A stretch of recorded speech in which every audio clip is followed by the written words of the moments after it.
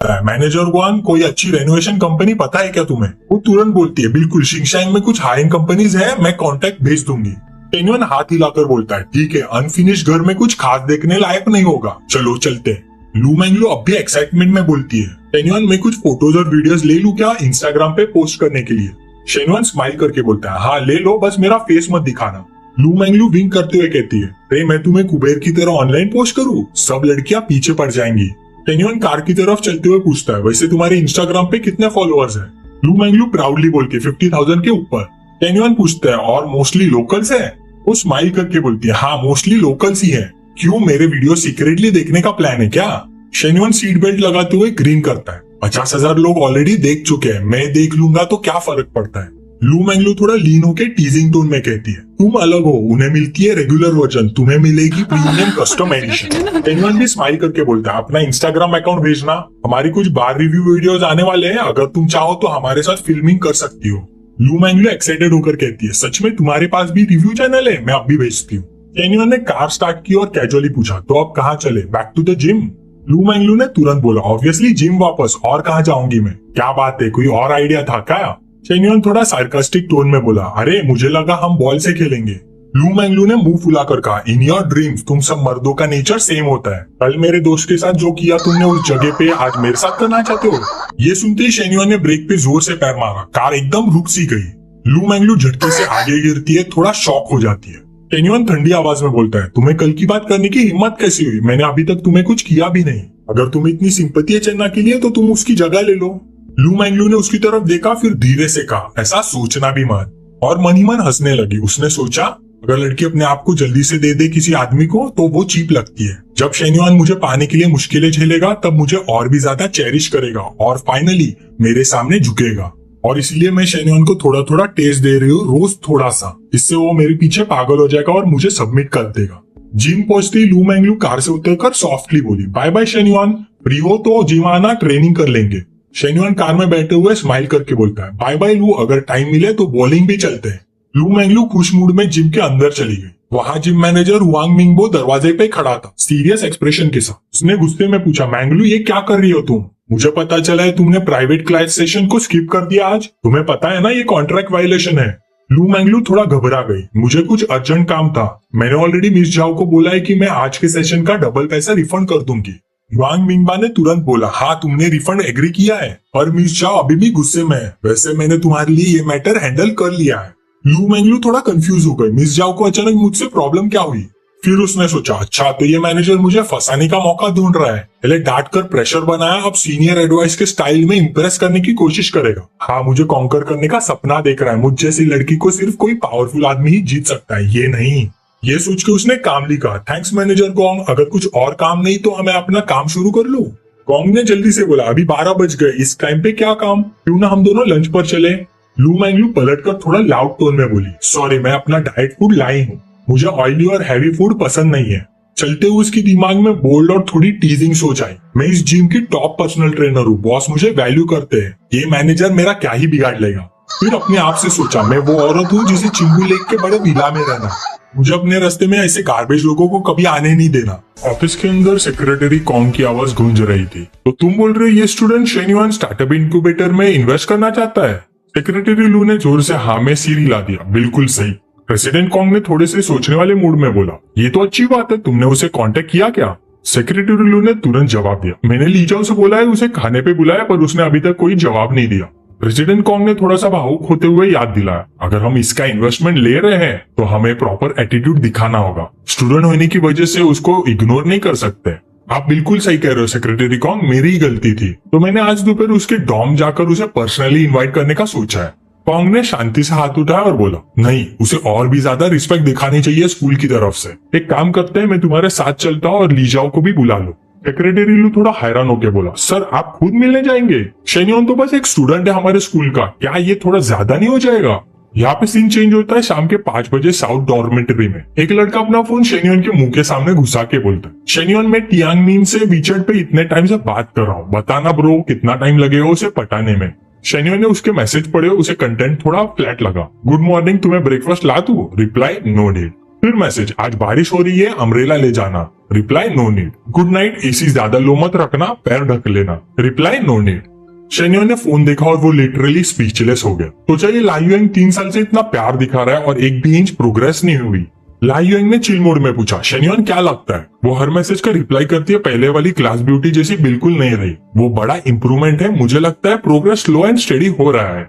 शेन्योन ने फोन उसके हाथ में वापस दिया और दिल में सोचा, अगर तू खुश है भाई तो मैं क्या ही बोलूं। फिर मुस्कुराते हुए बोला, तू लाओ से प्लान पूछ ले। लाइयुएंग बोला, लाओ क्या समझाएगा यार, तू ही तो सबसे एक्सपीरियंस्ड है हमारे डॉम में। ये सुनते ही लाओ पीछे मुड़ गया, ओए मैंने तुझे आज क्या बोला, मुझे क्यों घसीट रहा है इस बीच में।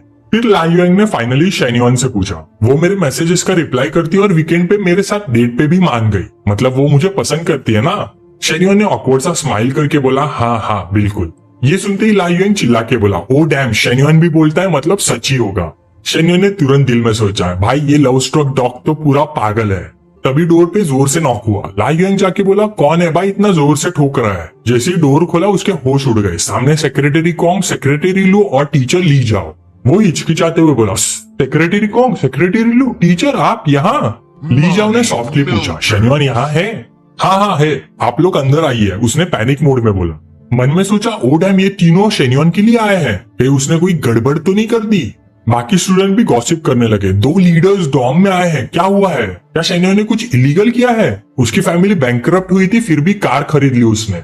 एक स्टूडेंट बोला, डेफिनेटली, वरना इतना पैसा कहाँ से आया? दूसरा बोला, अरे ब्रदर पैंग, तुझे कुछ पता है, बताना ब्रो। पैंग ने गॉसिप का फायर और बढ़ा दिया, शेन्योन का पैसा इलीगल सोर्स से आया है, लीडर्स उसे पकड़ने आए हैं, पुलिस भी आने वाली होगी। लाइयुएंग से ये बर्दाश्त नहीं हुआ, उसने बोला, तू पागल है क्या, क्या बकवास कर रहा है? पैंग ने कॉन्फिडेंटली बोला, सही गलत तो सबको पता ही चल जाएगा। ली जाओ अंदर आई और फॉर्मली बोली, शेन्योन, ये सेक्रेटरी कॉन्ग और सेक्रेटरी लू है, स्कूल के कमेटी के मेंबर्स। शेन्योन तुरंत खड़ा हुआ और वार्मली बोला, हेलो सेक्रेटरी कॉन्ग। कॉन्ग ने मुस्कुराते हुए पूछा, शेन्योन क्या आज रात फ्री हो, एक साथ डिनर कर ले?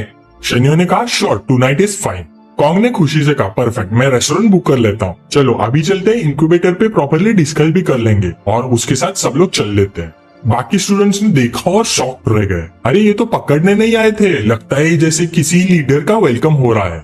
सेंग पेंग ने इरिटेट होकर बोला, ये तो सब शो ऑफ के लिए है, फेस सेव कर रहे हैं उसका।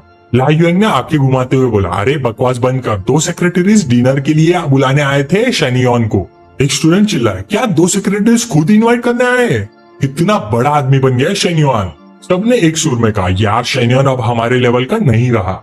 रेस्टोरेंट में प्रेसिडेंट कॉन्ग ने कहा, शेन्योन बताओ तुम्हारा क्या प्लान है और उसके रिक्वायरमेंट्स क्या है? शेन्योन कामली बोला, सेक्रेटरी कॉन्ग, अगर आप चाहते हैं मैं इन्वेस्ट करूं तो मेरी 2 कंडीशंस होंगी, डरिए मत, स्कूल का कोई नुकसान नहीं हो। प्रेसिडेंट कॉन्ग ने बोला, बिल्कुल, खुल के बोलो।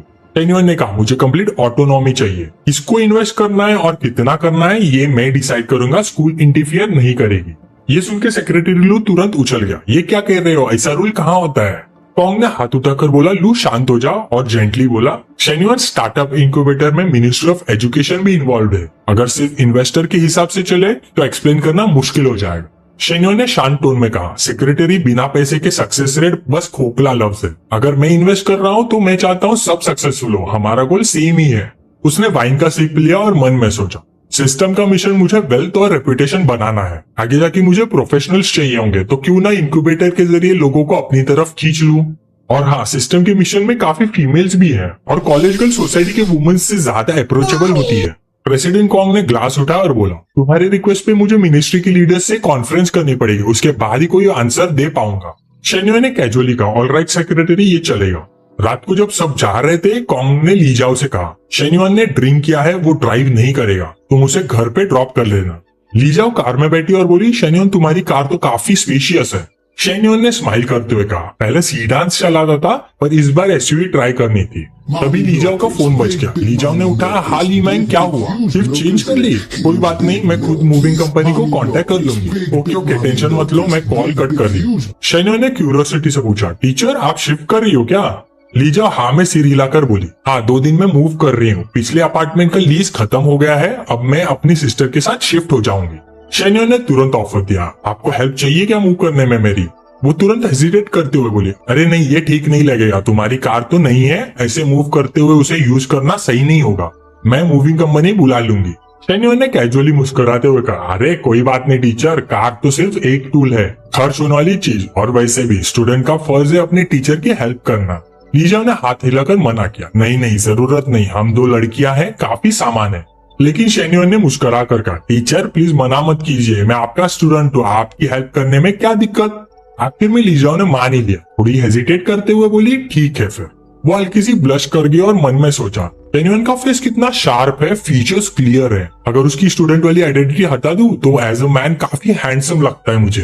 फिर अचानक से उसके दिमाग में एक थॉट आया, वेट, वो इतना ईगर क्यों है मेरी हेल्प करने के लिए, और वो बैग भी जो उसने मुझे दिया था, क्या ली मैंग सही कह रही थी, क्या उसके दिल में मेरे लिए कुछ है। उसने तुरंत उसे पूछा, शेन्युअन वो तुम्हें बैग याद है जो तुमने मुझे दिया था। शेन्युअन ने हाँ में जवाब दिया, याद है, क्या हुआ उसको। लीजाओ ने हेजिटेंट टोन में बोला, तुमने कहा था वो हाई एंड फेक है। शेन्युअन ने बिना सोचे बोला, एक्चुअली वो रियल था, पर छोड़ो ना, कोई फर्क नहीं पड़ता, वैसे भी स्टूडेंट अपने पसंद के टीचर को गिफ्ट दे ही सकता है, मेरा मतलब रिस्पेक्ट वाली टीचर को। ये बोलते ही वो थोड़ा ऑकवर्ड हो गया और लीजाओ भी हल्का ब्लश कर गई। उसने सोचा, मुझे पहले से डाउट था, पर ये सही नहीं है, मैं उससे बड़ी हूँ और हमारा टीचर स्टूडेंट का रिलेशन भी है। वो कुछ कहने वाली थी कि शेन्युअन ने बीच में बोला, थोड़ा ने टीचर ड्राइव करो, मना मत करना, मैं गिव अप नहीं करने वाला। थोड़ी देर बाद दोनों पहुंच गए। कार से उतरते लीजाओ ने पूछा, आज रात घर जा रहे हो। शेन्युअन ने काम टोन में बोला, नहीं, मैं डॉम जाऊंगा, ऊपर मेरे लिए जगह नहीं है। लीजाओ ने हल्की सी शर्म से कहा, तो ठीक है, मैं कार यही पार्क करती हूँ, कल आके ले लेना, ये रही कीज। शेन्युअन उसके पास आया, थोड़ा लीन हुआ और सॉफ्टली उसके गालों पे किस करके बोला, ठीक है टीचर। लीजाओ ने तुरंत अपना गाल पकड़ा, फेस पूरा रेड हो गया। ये तो और भी बोल्ड होता जा रहा है, पहले घर में डिनर, अब ऑफिस में किस, बदमाश स्टूडेंट। वो तुरंत भाग गई, चीख लाल होती हुई चिल्लाई, शेन्युअन तुम बहुत नॉटी स्टूडेंट हो। उसके जाते हुए शेन्युअन का फोन बज गया। चन्ना का कॉल था, आवाज में थोड़ा पैनिक। शेन्युअन तुम स्कूल में हो क्या, लीयुएन ने कैफे में कुछ छोड़ दिया है, जाके डोर खोल दो ना, वो बस पहुंचने ही वाली है, हम दोनों काफी दूर है, टाइम लगेगा।